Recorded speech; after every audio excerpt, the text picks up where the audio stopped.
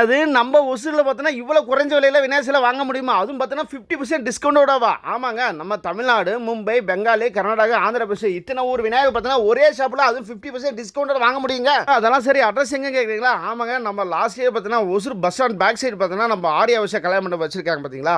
அவங்க தான் பார்த்தோன்னா ஓன் செட்டில் வந்து வச்சிருக்காங்க. எங்கே கேட்குறீங்களா? நம்ம பாகலூர் ரோடில் பார்த்தோன்னா விஜய் வித்யா ஸ்கூல் ஆப்போசிட்லேயே பார்த்தோன்னா இந்த ஷாப் அவைலபிள் இருக்குது. கான்டாக்ட் நம்பர் கீழே கொடுக்குற, மறக்காமல் போய் விசிட் பண்ணுங்க.